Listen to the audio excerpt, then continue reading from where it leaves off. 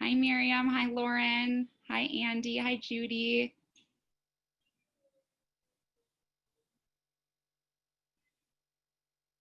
So great to have you all with us.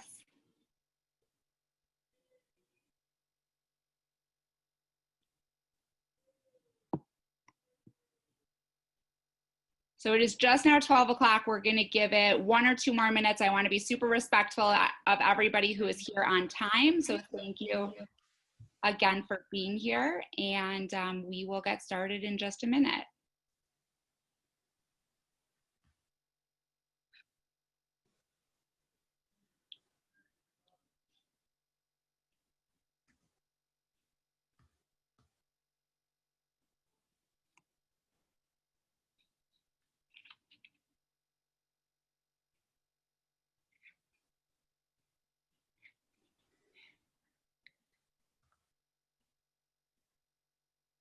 Hi, Marsha. Hi, Barb. Hi, Karina. Hi, Liz. Thanks for being here. If you're just popping on, you'll notice a lot of the other attendees are introducing themselves in the chat. Highly encourage you to do that. We love to know who is joining us. It's so great to have you all. And I think with that, we'll get this started. So welcome, everyone. It is great to be joined by so many friends in the nonprofit space. I'm Lisa. I'm one of the vice presidents at Evolve Giving Group. We have a really exciting conversation in store for you today. So for a little bit of background, since COVID-19 hit, our team at Evolve has talked to hundreds of nonprofits and nonprofit professionals, and we've gotten tons of questions about virtual events, and especially around how to produce a quality virtual event. And so that's sort of where this conversation came from. And I am joined today by a mastermind in this space, Kobi Swissa, the CEO of Swissa Creative. And Swissa Creative is a firm that helps organizations tell their stories in really impactful ways through quality, creative, and production. And if you're wondering what the difference is on creative and production, don't worry, we have you covered. We will go into that a little bit more later on. So stick with us and we will get there. So to help us tailor our conversation, I'm actually going to initiate a poll, and you should see that popping up on your screen right now. So if you could take a minute and go ahead, answer those questions, that would be great. And while you are doing that, I also want to let you know that my colleague Emily is on as well, and she will be answering questions in the chat as we go, and we will be monitoring those and addressing those as we go, and we'll also leave time at the end for Q&A, so feel free to ask your questions as they come up, and we will get to them. So awesome. It looks like everyone's answering the poll. This is great. So it looks like about 60% of people who have responded have events coming up at the end of this year, pretty common. About 30% of people have events between now and September. Some events a little bit later in the year. Sounds like most people are just getting started to well into the planning process. Makes complete sense. And oh, this is very interesting. Okay, so the main goal of our event, so I'm gonna go ahead and end this poll so everybody can sort of see what I'm saying. So it sounds like for most people, the main goal of the event is to evoke emotion that will drive attendees to act in some way. So that's actually really helpful for Kobi and I to know as we speak to different points today. So thank you so much for sharing. That is great. And so let's jump in. So one of the questions I most often ask is, do we need a production partner or can we produce the event ourselves? So Kobi, can you help us think about how organizations can think about this and determine this? Sure, absolutely. Can everyone hear me? Yeah. Good. Thank you, Lisa, for the introduction. So a few things to think about when you're choosing your partner. For somebody like me, who is a creative director mainly, the first thing that comes to mind is distinguishing between creative versus production. So ask yourself questions like, do I need somebody who is going to help me execute this vision that I have? Or do I need somebody to walk me through potentially the entire process creatively? Knowing your own strengths and weaknesses, right? Am I good with creative? Am I able to deliver an idea and execute it that it actually feels like the idea that I have in my mind? Or potentially, I would take somebody who potentially have done this many times, can understand what the possibilities are on the creative side, and then go with them throughout the process of executing it. Another thing to think about is when you are looking for a production company is who are your guests? Sorry, this is in regards to what to consider. Who are your guests at this event? Do you have people who have very high level of stimulation? Are these mostly donors or are these mostly community members? Are you able to potentially produce something on your own that will be stimulating enough for that caliber that you're trying to reach? Or potentially it is going to be less of the people that you're trying to impact or the donors, and maybe it's a community thing. So potentially then you'll be able to do it yourself. Another thing to think about is when your event is more of an information kind of a relay versus an experience, ask yourself, do I have more information that I need to relay? Is my audience kind of expecting to get a report? It just, we've seen various events, like various clients have different types of events. And if it's very information oriented, maybe it's something you could do yourself. If it's something that really is a matter of emotion, can what you do yourself really evoke that, right? Do I need to touch somebody? Is my event all about actually leaving an emotional impact on a potential donor in order for them to take action? Another thing to consider would be the technical knowledge, either you yourself or your team. Let's say that you have an in-house marketing team. Are they able to execute that on the technical level? What about the simple headache of dealing with so much technicality? If this is not your forte, it might be very overwhelming. So to get to kind of a mindset where you're comfortable before you actually take that step, I think is really important. Knowing that you are comfortable with the level of execution, and if not, just deliver it.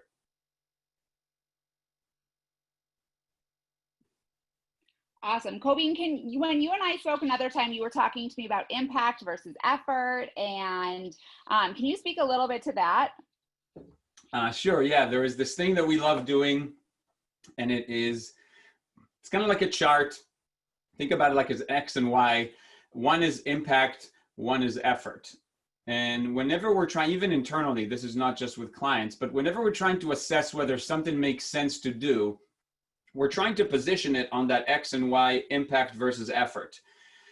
Is this thing that I find really, really cool, but it only takes the first 90 seconds of the event? That's a lot of effort potentially because it's very costly. What is the impact of that? Right? In the non-for-profit world, potentially you might go with something that you get more out of.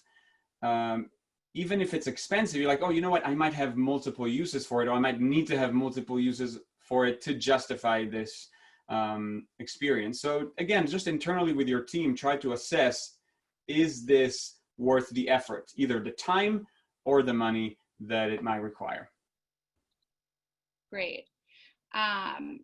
Yeah, I think that makes a lot of sense. And as people are thinking about it, right? Like if I don't know what I'm doing and I have to go and do all that research and figure it out, right? My time is worth something also. So it's sort of weighing those two against each other. So that's great. So if someone decides that they do want to move forward with production, people often ask me, what's the best way to find a production partner, and how do I know I'm finding someone who's going to create something with that's, you know, the level of quality I want, and all of that. Can you speak to that? Sure, absolutely. So what I touched on earlier before, and I'll kind of elaborate, is about distinguishing creative versus production. When you choose a partner, the first thing that you want to do is, again, know your strengths and weaknesses and try to assess, do I need a creative partner or do I need a production partner? Am I able to kind of craft the vision perfectly myself or with my own team? And then I need to find somebody who is going to help me execute it. Or you're not sure, perhaps it's a new Rome, maybe you feel creative, but you know what, this is a completely different territory. I would love to find a creative partner and potentially a hybrid of a creative production team that will allow us to not only see what's possible on the technical level, but also say, hey, you know what, here's a cool idea for how we can execute this aspect of the event. Oh, here's a unique thing where we can maybe add on animation and hybridize this with potential real footage. Things that if you're not in the business, you might not be aware of. And a creative person or creative director will be able to walk you through it and potentially tailor it. Like this is ideally done in a bespoke way, where you go through a process of a strategy of some sort with a creative team, and now everything that comes out creatively answers some kind of a question and need or a want from what you want from the event. Now, when you choose a partner that is on more the production execution side, let's say you craft your vision and you're not sure where to start looking for, and I know you're going to get some tips from Lisa about this, but I want to chime in with potentially a great website that will help you.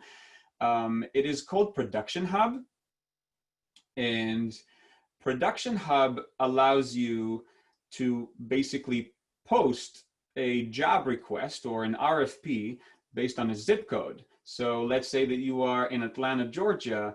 Maybe come up with kind of like a paragraph describes roughly what it is that you want, you're trying to achieve, and you can push that in Production Hub. And again, most of the time, this will be very useful for the things that are more on the technical side, AV companies that can also do the streaming. But it's a great tool to still see what's out there and discuss. This kind of reminds me to mention that when you are working with a separate company for execution, one of the things to consider is the communication between vision and execution is critical. So you have to feel very comfortable being able to articulate what it is that you want, and also be ready that companies that you've hired as the people that are just going to execute are potentially going to ask you a lot. What do you want? Well, it's all about what you want, right? What do you want here? What do you want there? You might be overwhelmed by this. So that's another thing to consider. The last thing is, I would recommend assessing the production quality of the company, not because you've seen one video that's really cool that they have done, but look for some form of common denominator in their production quality, simply because there are some companies out there who are more of a kind of the marriage makers. They would find the client, they would find the company that will be fitting the bill for that particular production, and then they would make that happen. You don't want to work with a production company like that. You want to work with a partner that will own it from the very beginning to the very end, and you can see that mark of quality throughout their entire portfolio. Awesome. I'm going to add two things, Kobi, in terms of where to look that may Sure. seem very obvious, but as I've said them to a few people over the past couple weeks, I've gotten like, oh, that's a good idea response. So I feel like they're worth sharing. So if you work with a company to produce a fundraising video already, I would reach out to that company and see sort of what they're doing in this realm. As COVID-19 hit, a lot of production companies and creative companies both pivoted, some who were doing virtual events, virtual conferences before all of this happened, and some who weren't, but it was a really sort of natural transition for them into this space. So I would talk to those people. The other thing is, at this point, if you're planning an event, you've probably watched some events, whether, online or in various places. And so I would also encourage you, if there was something you really liked, to reach out to the director of development or the staff person at that organization and ask them who they used. People are incredibly helpful and want to share information, and went through a lot of this on their own to find the right partner. And so they don't want you to have to sort of go through it as well. So we're finding that nonprofit professionals are always collaborative, but especially now, even more so. So that is definitely something I would consider as well. So another really big question that we've been getting is, how do I plan for the budget? Like, how do I even figure out what my budget should be in terms of producing my event? And there unfortunately is not a one-size-fits-all answer to this, but I'm going to sort of give you a way to think about it, and a way to talk to your board, to the rest of your staff about it, all of that. So there's sort of three schools of thought behind all of this. One is this like having to scale back and spend less. So maybe your organization is not in a great place and money is tight right now and you're having to scale back all around. And so you don't really have a choice but to spend less on your event as a whole and on producing your event or the creative for your event. There's some organizations I talk to who are able to spend the same, and are just sort of reallocating their budgets into different line items and different spots. And then there's this school of thought and organizations I talk to who say, well, Lisa, all we have is the production, right? People are sitting at their homes, or they're sitting at a friend's home or on a friend's porch, right? And the way that we produce our event and the way that we are able to make it to make it interactive and to make it great is all that sets us apart from everybody else. So really, this is a personal question. This is not something I can tell you where you should fit into, but it's something I would encourage you to think about and to explore. And then when you think about how that translates into your budget, right, I want you to also think about what it is that you typically spend to produce your program, right? So most of the time, most organizations have some sort of program probably that happens on a stage the night of your event, right? Maybe as part of that, you show a fundraising video that leads into your solicitation, and you might have professional AV in the room, so someone who's queuing and streaming all of your videos, someone who's doing all of your sound, right? So you're already spending money on all of that. And if you are spending money on that, that's a value statement that as an organization, you're saying, we believe in this and we believe this has to go well. So I would start from that same place, right? You've already assigned a monetary value to what you think that's worth. So start from there. And then if you need to adjust, adjust. So if you're in this camp of we have to spend less, right? A really good rule of thumb is to try and only adjust by 10%. Try not to go less than 10% of what you had spent in the past. That really allows for incremental change as opposed to just a huge flip and change. And if you have the ability to spend more, right, the sky is your limit. And so then I would think about what are the different pieces we want to achieve and what are the best ways for us to achieve those pieces. But again, I wouldn't start from square zero. I would start from how you have already sort of defined this problem and how you would solve this problem in the past. And the same is true for if you are creating the event yourself, right? So if you're creating an event yourself and you're doing it yourself, that is fantastic. It's still going to cost you money, right? So you still are going to need to stream your event and use a streaming platform to be able to do that. even if in the room you just pass around pledge cards and people write down what they're going to give, and you can technically raise money for free sort of through that. Obviously not 100% free, but you get where I'm going. You can't do that online in the same way, right? So you're going to have to invest in some sort of fundraising technology that will allow you to collect your donations virtually, whether through text to pledge or through an auction or through however you're collecting donations and you're raising revenue that night. So those two pieces will then make up, and anything else that you want will then make up your budget in terms of event production for your event. So I want to take us into the next part, which is one of the things I'm most excited about with this presentation, and I think probably why a lot of you came, is this idea of what are the possibilities, right? So if you've seen events up until now, if you have participated in them or watched them or planned them and executed them, right? We've seen a lot of the same sorts of things. So we've seen a lot of Zoom-esque, for lack of a better word, events, right? People sitting in their homes, live streaming, people outside sort of live streaming, right? And they sort of feel in a lot of ways the same. And that's not a knock on them at all. I've seen lots of really great events that have happened in those ways. I think that at the beginning, when people had a week, 3 days, a month maybe to pivot, that was sort of the best that people could do. And their ability to move anything to virtual was a last minute decision, and something was better than nothing. And I think a lot of organizations really seized the opportunity and did amazing work with it. We're now a few months in, and we think virtual events are going to continue for probably the next, maybe 9 months to a year. And so people's attention span is going to change, and people's expectations of what it is that they're getting and seeing is also going to change. And so to me, that's where we have to begin to think a little bit differently about what we're putting out there and how we're putting it out there, and how we are and how we're being different about it. And so with that, Kobi, let me turn it over to you, and why don't you share with us some of the possibilities that can happen from a production perspective? Sure.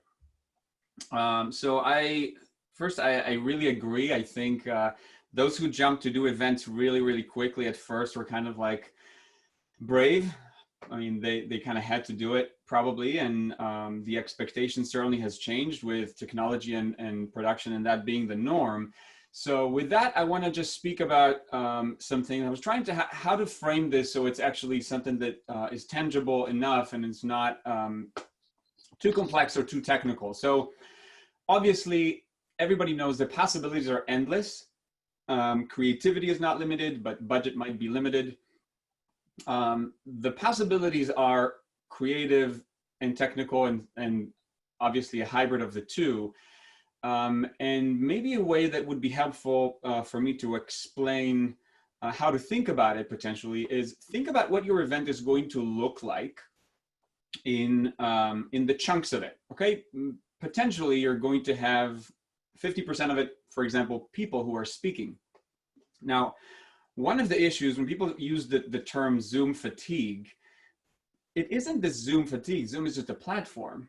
They're fatiguing from seeing those multi-screens, right? Like I'm looking at 3 monitors right now. So there's like all these screens. That's the fatigue element. So perhaps take them out of that Zoom look. And I'll show you a couple of examples of how this can be done. Kind of break it down to the categories then. There I have the speakers, and maybe I also have the video, and maybe I'm playing a video within my my live event. Maybe there is an item that I'm cutting to, and if somebody is speaking from the street. Try to think about it from a visual, the visual perspective of it is like, can I make it dynamic? Is it something that has to stay static? If not, change that. So the environment of the speakers is a big part of it, right? For many of the clients that we're dealing with, the events are often with a lot of speaking. Well, I'm right now in a physical space. This is a real space. It's a set, and it's not a virtual background. So you can design a set that will potentially support your theme of the event or the mission, or provide that sense of intimacy or whatever emotion that you want in a very organic kind of a way. This is very warm and inviting at this moment with the setup. You can also go as an alternative with a green screen, which everybody knows what a green screen looks like. The negatives of the green screen are, even if it's done well, it's still a green screen. So ask yourself, do I need to show things that are more techy, advanced, cutting edge stuff? Potentially put the person in a space, show 3D. These are all things that will not be determined just because of the feature itself. They should be determined creatively because that's what makes sense for you to do. This is in regards to the environment of the speakers and the green screen. Another thing to think about is multicam. A multicam setup would be multiple cameras that in real time you'll be able to cut in and out of in order to show various angles. And I'm still on the basic side here, and it's fairly technical. But again, with everything that you're adding, just because you became aware of the possibility of it technically, that shouldn't necessarily drive it. Do you really need? Find the why behind the how would be my biggest advice. Do you need to cut from different cameras, to different cameras in real time? Do you need to show something that might be cutting from maybe a close-up to a set of hands or so on and so forth? If not, and it's not enhancing your event necessarily, then you don't have to do it. The other thing that I would talk about now is more perhaps on the hybrid of the creative meets technology. And we are in Zoom, yes, but there are creative ways to flip that around. I want to show you an example of a client of ours. It's a very forward-thinking organization called Twist Out Cancer. And what we've done for them is we've taken a virtual gallery and we basically brought it into Zoom. And there's several ways that this can be presented. I'm going to show you really quick. Hopefully you guys can see this. So what you're seeing here is a tour inside a virtual gallery with, by the way, something pretty cool that's called 3D audio. So when people actually have headphones on, they're able to hear a 3D environment audio, which is a really cool technology that we can implement pretty simply. And the example that will follow here is another one that would actually show you how this entire thing now is in 3D. So if you actually have 3D glasses like the ones that we used to go to the theater with, we have the ability to flip an existing video of yours and put a spin on it basically and kind of make it into 3D. So that's a different level of engagement. And of course, we have VR. I know this looks like basically picture in picture, but this is what a VR image looks like, or stereoscopic image that can then be converted. And now you have a VR set within Zoom. And that's just another really cool way of leaving something that's very engaging. Another thing that is very unique is the possibilities for sponsorship that we have done, same with Twist Out Cancer. We kind of was like, you know what, there's some things that don't exist because we don't have a physical space. How about we create some kind of an offering that is on the ad space, which is kind of the specialty, one of our specialties. And we took several clients and we basically provided what's looking like a TV ad for them during the event. And I'll play you now example that is a couple of examples that are excerpts basically from a live event going into those commercials. So you're seeing what it would look like in the real event.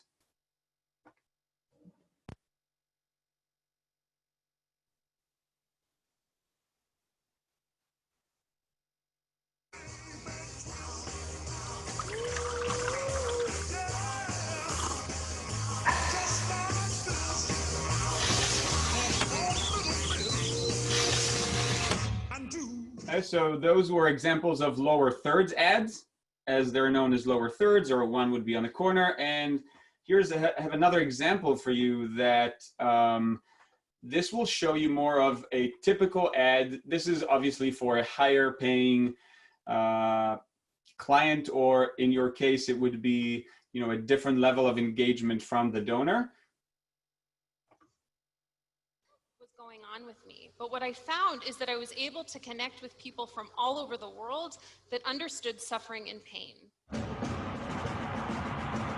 That's the sound of 50,000 Texans. That's how many choose Texas Oncology every year. So if you're fighting cancer, come see why we're their team. So I hope this touches it. The possibilities are really vast, and we could talk about it for a very long time, but I just wanted to give a couple of tasters. But I'll leave you with one thing that's really important to me, and that is keep in mind that technology is only as good as the vision that it serves. Just because something is possible technically, it doesn't necessarily mean that you should do it. Try to find the why between the how. The how can be scaled up and down always, but if there's a great match between the need for you and the idea, you will find a way to execute that at your budget, I'm sure. But yeah, that's just kind of an important thing, because we don't want to see that trend of, oh, something pops up and now everybody's using it. It's only as good as the vision that you're able to generate for it.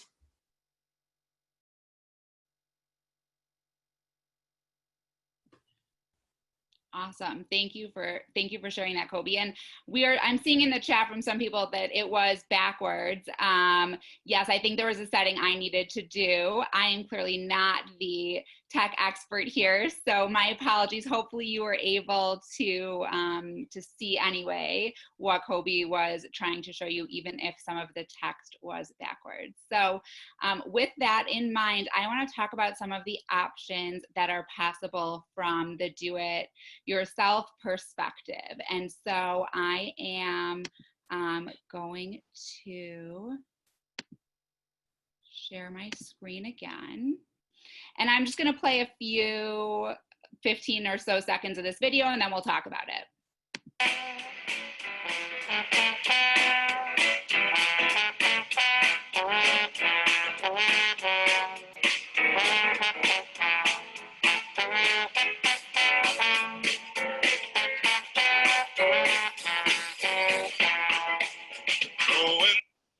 So this is, as you can see, from the National Dance Institute. It's from their gala. And what I really like about this is that they have all of these dancers who clearly can't be together. I imagine that if they were in person, that they might have some of their dancers perform at their event. And since they couldn't do that, but they still wanted to bring their dancers into the event and bring the mission to life, they had everybody film to the same song, film themselves dancing to the same song at home and send it in. So you can clearly tell, right, that these students are going up, they're starting their own computers, they're stepping back, they're dancing to the song, and they go through and they splice it in a bunch of different ways. At various points, you'll see they do like side by side with more than one student at a time. There's some different spots where they have, 6 or 8 students at a time. So it's really interesting, and it's constantly changing. And it's sort of like an easy way to bring your audience and to bring the people they care about into the event, right? So I could imagine something like this working really well if you're a school or a camp or any sort of organization that has participants that you want to bring to life, or has donors who are maybe parents or grandparents who want to see their kids or want to see themselves or want to see their friends. And this is something that can be fairly easily produced on your own. And so I'm going to show you another short video.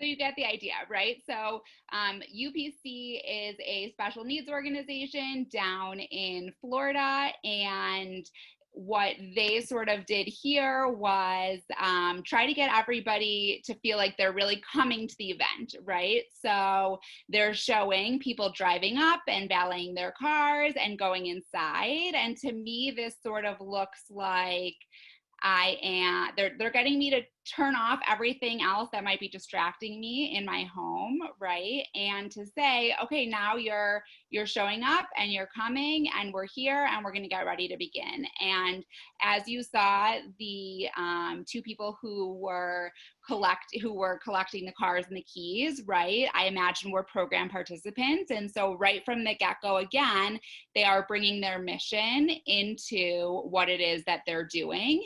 And they are, and so they're sort of setting the stage for who they are and what they do and all of those sorts of pieces. And so I think that is a really great way to do that. And so there's one other piece. I was going to talk about a sponsor video, and Kobi showed us a great option of that. So that I think is great too. And the only other thing I want to say about this sponsor video is something to consider when you're producing your event DIY style is if you can decide early enough that that's something you want to do, you can add that into your sponsorship benefits so that when you are going out to solicit sponsors, you can have that be for your presenting sponsor or your lead sponsor or maybe your top 3 sponsors, right? Depending how you have that set up. And you can cut to a little commercial break, or you can include your sponsors in your bottom thirds or lower thirds, I think Kobi called them, or how you would want to do something like that. And then now when you're going out and you're recruiting your sponsors and you're selling it, you're really showing them that, yes, our event is virtual. We've thought through all of the pieces of this, including how it will affect you as a sponsor and how we can give you extra exposure and extra screen time in front of this audience. And those are really great incentives as you are soliciting and recruiting sponsors. And so I would encourage you to think about all of those things ahead of time as well from a fundraising perspective.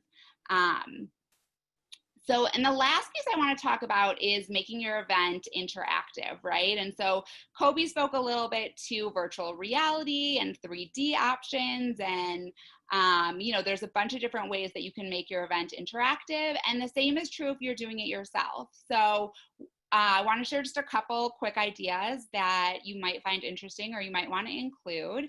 And they're pretty much all based around social media, right? So you could potentially think about having people take photos of themselves getting ready for the event or sitting down to watch your event and putting them on social media and using a hashtag that you designate for your event that night. And so then if anybody goes and searches for that hashtag, they can see everything everybody posted, right? And you can do that on a variety of different platforms. You can also consider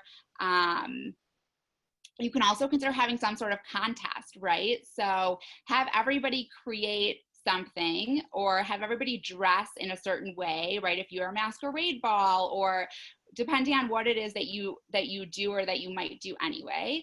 And again, have people take a picture. You could put all of those on, have people put it onto like your Facebook page, and then have people vote, right? So you could create a vote. You could then have one of your staff members behind the scenes who's narrowing it down to maybe the top 3 or the top 5. So think about this like what the radio stations do all the time, right? Where people send photos or, call in with different things. And then you could broadcast, like, here's the 3 images that we're voting between, open a poll, let everybody vote. The person who wins gets a prize, right? So now we're encouraging people to participate ahead of time and think about it. We are letting our audience interact, and we're motivating people by giving them a prize to do those types of things, right? So we are taking an event and changing it from just somebody tuning in and watching a screen to finding ways for people to really be interacting with us in a positive way. So just some food for thought, some different things to consider. And again, it's really important to us that you know that whether you produce your event by yourself or you try to find a creative or a production partner, that there's lots of opportunities sort of across all of those different realms. So that actually brings us to the Q&A portion of our event. And I know people have been typing in a bunch of questions along the way. So hold on, there's a couple I'd highlighted. So Lisa? yes. Sorry, I'm just seeing a bunch of questions regarding the mirrored video. So I think there is a setting within Zoom. So there's a lot of people who are kind of interested about how this is being corrected. So let's just try something really quick for them. Great. I'll put in the screen, and I would like to get a feedback from people whether it's reversed or correct. Are you seeing this right now? No, still backwards. It is backwards. All right. So to answer all of your questions, that's actually a very easy fix. Within your preferences of Zoom, you will be able to go to video, and there is a mirror my video, which now it's checked, and I believe now it's fixed, right? No, still backwards. Let's try it again.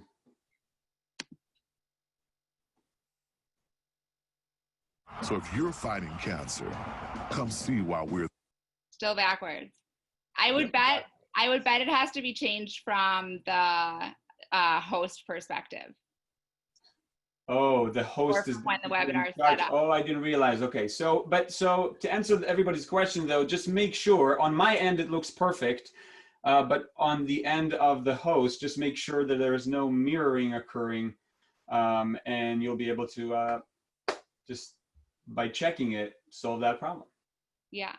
And this is actually a great, right? So none of us are perfect, and we all make mistakes, and we can all practice a little bit more, right? And this is actually a great opportunity to bring that up, right? Is that when you're hosting a virtual event, it is wise to run through everything multiple times. Right? And to really see how it looks, and then to also practice with a larger audience. So with one of my clients, we did a virtual event back in June, and the week before the event, theirs was mostly pre-recorded, and the week before the event, we had about 15 people sitting at various locations at their homes and at offices and in the city and in the suburbs, and 2 people out of state.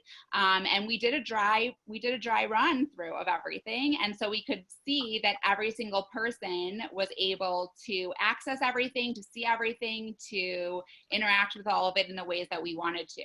And so that is absolutely something that I would encourage all of you to do in the practice part as well.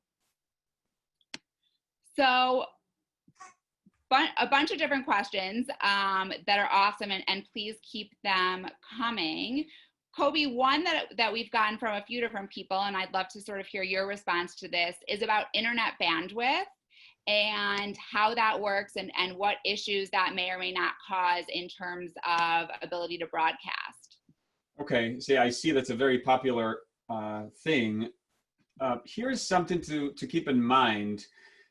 The data that goes into the app, I'm assuming by now everybody's using the application of Zoom on their computer. The app itself compresses whatever you push into it to a very, very small amount of data. If you're interested, you can go into your Zoom settings, and in preferences, underneath you will see statistics as one of the options on the side. You can look at the overall draw of your bandwidth.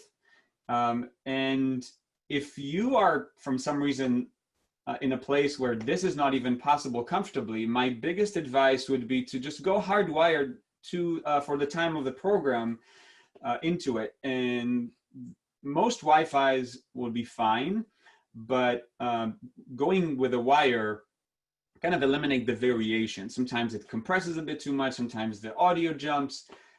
So simply to answer it, I don't think it's an issue through Zoom specifically. It is a very, very small amount of data, but it is best to go hardwired. If you have somebody who's technical, by the way, sorry, if somebody is technical in your team and want to do the math, refer them to that. And then they will be able to do the, just kind of verification. You could do a quick speed test. Just go to speedtest.net, look at what your internet speed on the upload and the download, match it to that, and it's most likely going to be that your internet is way, way faster. Great. So we're getting a bunch of questions on sort of interactive and ways to incorporate the audience and audience participation. So both in the pre-event and also during the event without being disruptive. So what is the question? I heard a statement. So can you give some ideas for or suggestions for ways to include the audience both during the pre-event and during the live event? For the pre-event and the live event. Pre-event, I'm assuming, are we referring to marketing, do you think? Or what are people inquiring about? So I'll just share a couple for pre-event to sort of get it started. So we tried to model a couple of those today, right? So those of you who signed on a few minutes early, we asked you to go into the chat to introduce yourself, to, you could ask people to say a variety of things. What is there? You could, like, an icebreaker type thing, right? Like, why are you connected to this organization? Or what's your favorite moment? Or share a short story, or where are you from, right? And then we tried to welcome people. If you notice, those of you who were on early, I verbally welcomed people. I thanked people for coming, right? So that is one option in terms of making it interactive. I've seen a lot of events that have, if they have an auction or a raffle component where there is a slideshow as part of the beginning, and then it'll be interjected with somebody who is, with one person or two people who are sort of like talking and doing, or are, going on live and making a donation or highlighting a different item. Again, as I had mentioned a few minutes ago, if you are going to have some sort of contest or something on social media, right, you can be showing some of the photos live as people are uploading them to social media. So that can sort of be a fun way. You can, through various platforms, you can initiate opportunities for people to like do a thumbs up or a like, or, those types of things. So that is another good opportunity for people to sort of be interacting and to make it more engaging. So those are some that I would suggest. Yeah, I hear what you're referring to more. And it's kind of like on the content side. I wasn't sure if people are kind of trying to focus on the technical side. So the thing is, with any of our clients, there is a process of strategy, and then the things that we come up with are kind of tailor-made to whatever they need. But I'll try to think about some generic things. With one of our clients, for example, it was important for them, the element of the bar at the beginning of the event. So what we end up doing is we're doing this point of view thing where a bartender is on set, and it basically gives them an opportunity to order a drink, although the drink is something that is basically sent to them, but they get to have this very casual exchange with a bartender. So for them, that was like, it just hit the mark on that regard. With the same client that I described earlier with the gallery, it was important that there is a free roam aspect to walking around and seeing the various pieces of art that are auctioned that night. So we're building a virtual gallery that people then have the ability, they're being sent like virtual headsets. And then within the event, they have time, they can go and free roam in 360 environment and experience it in that way. So these are just a couple of examples. Things most likely will come once you find out what are the needs for you to interact. Like, ask yourself, do I want the level of engagement to be conversational? Is it an engagement more of a person on their own, like a virtual headset? That's an individual thing. Do I need them to experience it together? Or or it's okay with me that they are experiencing it on an individual level? Great. We're also getting a lot of questions about live versus pre-recorded. So I have some thoughts on that, but Kobi, why don't you give us your opinion on that first? It's funny, like you and I had several conversations about this with clients. Yep. Kind of bouncing our way concerns. And it seems like, because it's all very new, we can kind of see a pattern where clients like the idea of pre-recorded because they feel more comfortable. They feel like they get to see the event before it's happening. My opinion about this had changed, and my opinion now is, and I've said that to a client in a meeting, and I shared it with you, was I am not really interested in going through a 2-month process if you're going to be so nervous and only feel good sighing at the end of that event because everything went smoothly. If you are uncomfortable with the idea of live, it doesn't matter. It doesn't matter that you're not executing it yourself. If it makes you uncomfortable, ask whoever your partner is to go with pre-recorded. You will be able to have a say during the entire process, seeing things as they come in. If you have some speakers that are sending their part, if it doesn't work, maybe you can edit it beforehand. Something though that is really important to keep in mind, there are things that cannot be done if your event is pre-recorded. If you have a 45-minute timeline or an hour event, that's what we call a render of a video. If you wanted to change something in the middle, let's say that one of your key guests has not arrived yet. Somebody is waiting to see if they're in the Zoom meeting, and they're not there, but you really need them to see that video. There's no way for you to change the syntax of the piece. But in a setting like where we are right now, I have the ability to just say, hey, you know what? He's not here. I'm going to push the video to like the two items ahead or so, and it's going to be played once the event producer is telling me, okay, we're good to go on that video. So we just swap some things in order. The comfort level is probably the most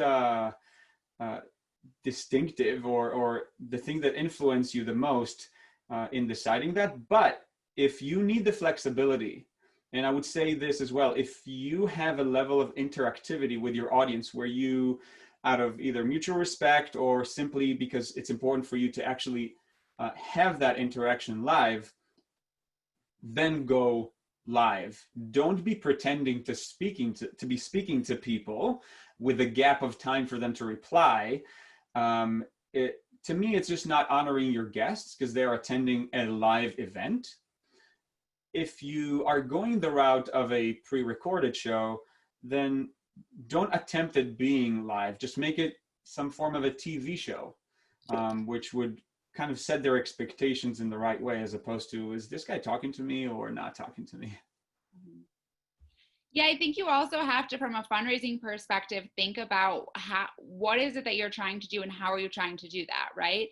If you're trying to simulate a paddle raise or a text to pledge and you want to be able to show a thermometer where the gifts are coming in, you really can't have that portion pre-recorded. So that doesn't mean that you can't, I'm seeing a lot of questions right now about a hybrid, right? So that's a really good opportunity to consider a hybrid. So maybe you are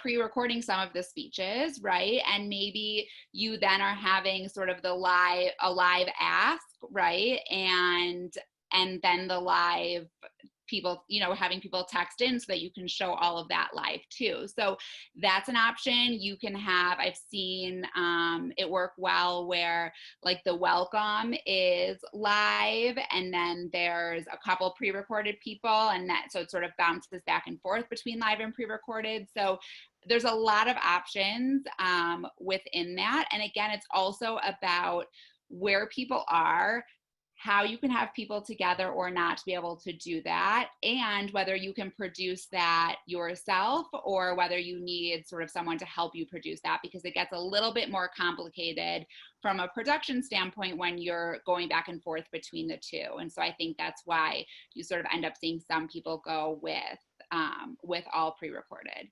So there's one other thing I actually wanted to say earlier in the presentation that I forgot to say, and I'm going to just add it in now because I think it's actually really important, which is this idea that like this year of all years is a really great opportunity to take a risk and try something new, right? So maybe like I'm often asked, how does my event stand out, right? Or what can I do to make my event stand out? And, or how can I be the next Ice Bucket Challenge, right? And if I had that answer, I would love to share it with you, but I don't. But what I can say is what makes your event stand out and what makes your event unique is how it is mission focused and mission oriented, right? So how you are really weaving in, how you're making it feel warm and welcoming and inviting, and how you're weaving your mission in throughout everything that you do. And as I was just saying about this year being a great year to take chances. So maybe you're an event that's always had like 17 speakers and you're sort of bored of that, or that's not what you want to do anymore. This is a great opportunity to try something new. And if it doesn't work, you can go back, or if you don't like how it is, you can go back. But also it's sort of a easy way to say, we're not going to do that this year. We can't do it quite in the same way or whatever else. And to have it be a transition year into what you want your event to actually look like, both this year and in upcoming years. So, okay, so we have about 5 minutes left. There's a couple other big topics that are coming up. A lot of people asking about commercials. I'm seeing the thing also about the hybrid as kind of like a main thing. Just to clarify for people, it is a lot simpler than people think, and I get questions about this all the time. Right now we are in a live setting in a studio, but we are cutting to multiple devices that then play the elements that are pre-recorded. So very much in the same way that I am right now live, I am now able to cue something that is pre-recorded, and you're watching something that is pre-recorded. And when it's time to move on to the next thing, it is basically moved to the next thing. It's as simple as transitioning between something that is that I was able to connect with people from all over the queuing, world, like a separate recorder that might be playing it, depends on the company's hardware and so on and so forth. The sound of but it isn't 50,000 Texans. A complicated. That's how many choose Texas Oncology every year. So if you're Kobi, people are asking about the transition because they're saying you made the transition sort of seamless. Are you using an encoder? How do you add fade animations? Are those sort of easy things we can give people tips on? None of what surrounds me right now would be probably consumer stuff. I'm happy to give people information, but I wouldn't, I mean, I wouldn't assume, yeah, there's a bunch of hardware around me. And these are, yeah, they're not done, nothing is done in the software. Everything is done within hardware. Okay.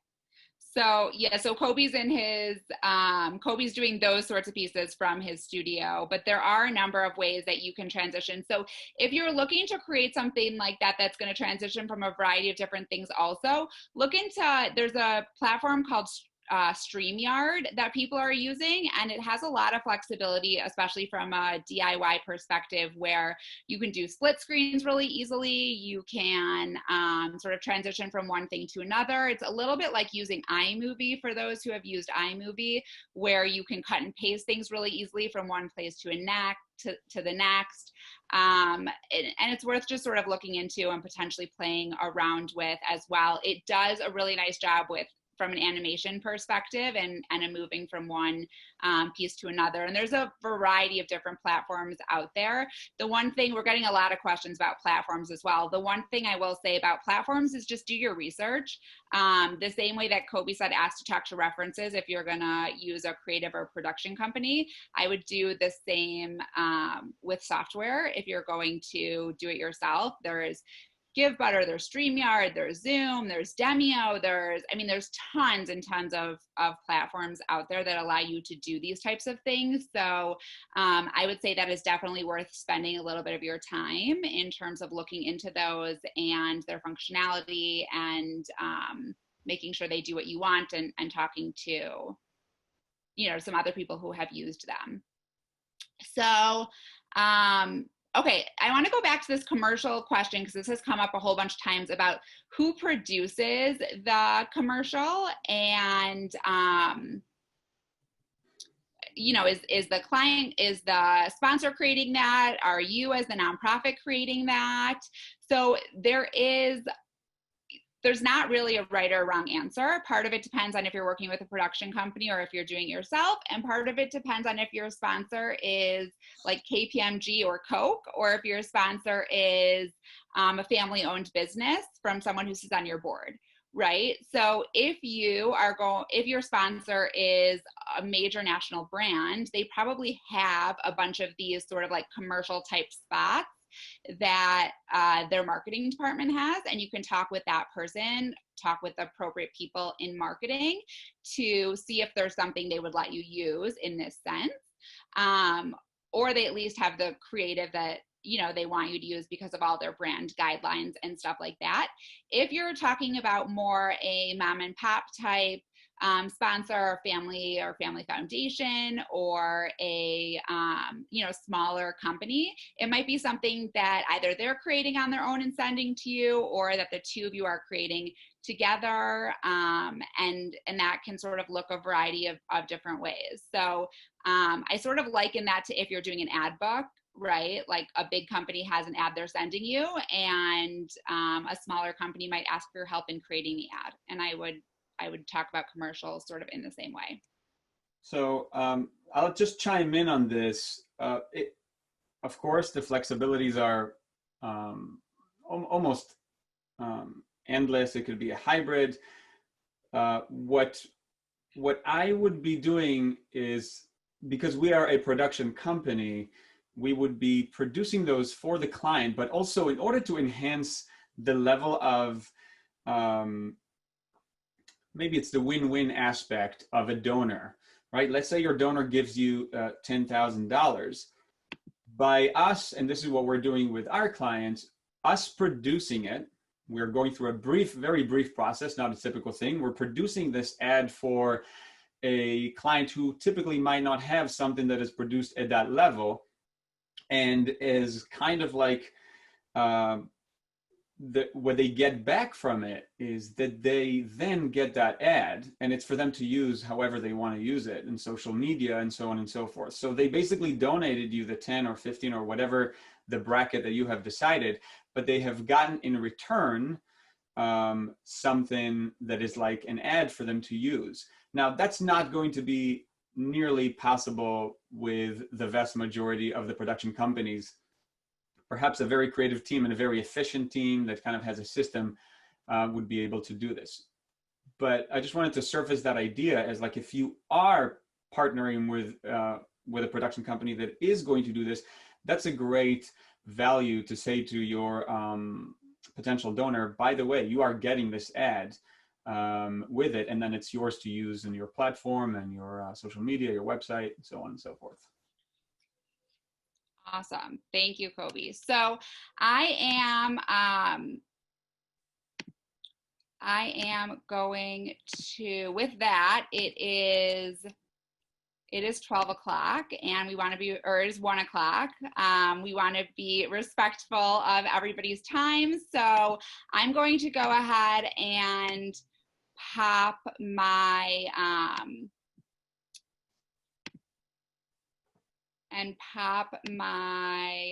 this is not working.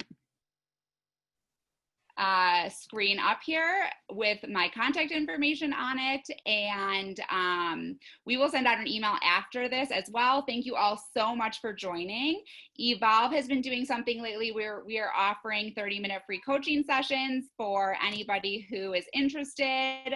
No obligation to work with us or anything after that. We just really believe it is our responsibility right now to be helping nonprofits as much as we can, and so that is what we're going to do. We'll send an email out after this that has all of that information in it as well, and we will share these slides with you after, and you'll get mine and Kobi's email address. So if you have any other questions, don't hesitate to reach out to us and to be in touch. And thanks again so much for joining us today, and have a great day. Bye, everyone.